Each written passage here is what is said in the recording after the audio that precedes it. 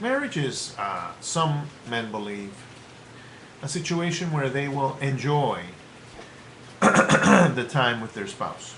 There's no such thing as enjoying in a marriage. In a marriage, the whole point is to savor the suffering.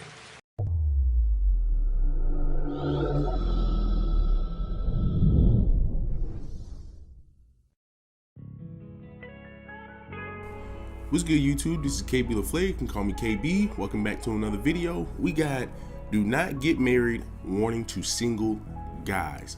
Pretty much this man just talking about his marriage life a little bit, and just talking about why a single man shouldn't get married. Which personally for me, I feel like everybody should get married. You know what I'm saying? Because that's, to be honest with you, if you find that right person, it ain't gonna be bad. You're gonna have your ups and downs, but it ain't gonna be bad. You know what I'm saying? It ain't, that's why we tell people, vet your men and vet your women. That's the only way you're gonna have a successful relationship. So before we get into that though, leave me a like, comment, subscribe. Well, here we have a warning to those single men that are thinking of getting married. Marriage is, some men believe, a situation where they will enjoy the time with their spouse. There's no such thing as enjoying in a marriage. In a marriage, the whole point is to savor the suffering. So he's saying there's no enjoyment in marriage.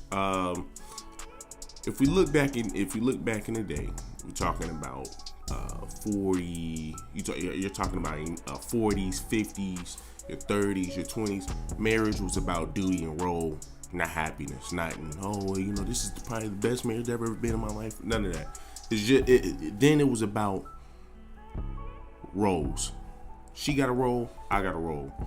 Now it's about happiness. And me personally, they still say to this day, marriage isn't about happiness and stuff. Like, since when has marriage ever been about happiness?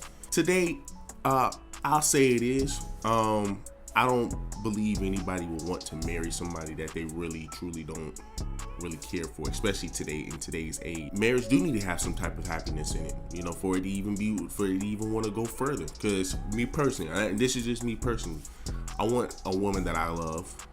I want a woman that's going to make sure I'm good, take care of me, I'm going to take care of her, etc., etc., etc. Have fun, go vacation, all that stuff. Feel the suffering, you savor it. And the level of suffering, which is daily and constant, gets to a level where you feel it and savor it exquisitely. It makes you aware that you're alive. In the same way that a patient that gangrene is eating its legs also knows he's alive. I like to say that marriage is 26 years of being married, like 26 minutes underwater. The woman becomes irrational once a month.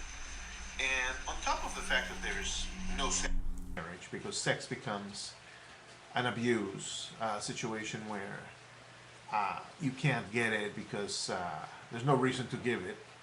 Something a man wants and a woman doesn't want. Hey, you talk to any 10 men, and the last time any of them got it was not to be talked about, just lied about. The woman once a month starts doing. My only final thoughts, man, from the last part. This is why a lot of people will tell younger people that are in relationships, younger couples that are planning on getting married. Before you think about getting married, you need to date the person for a year or 7 months, and you need to live with that person for a year to really see who that person really is. We have a lot of people who would, people my age, young people, who would sit over here, get married at a very young age, and then get divorced a year or two later. That travels with you for a long time. Now, you saying that you're divorced, it ain't like you're gonna lose your job or nothing, but you will be looked at differently, and it ain't gonna look too great on a dating resume. You're going out here saying, hey, you have been divorced 3 times. A lot of people gonna look at you like, so you aren't capable of keeping a relationship. You aren't capable of keeping a marriage. So that's why they always tell young people, and they always tell people like myself and my peers, what you need to do: date that person for a year. You can see who that person is when they're not around you, when they're not with you or whatever.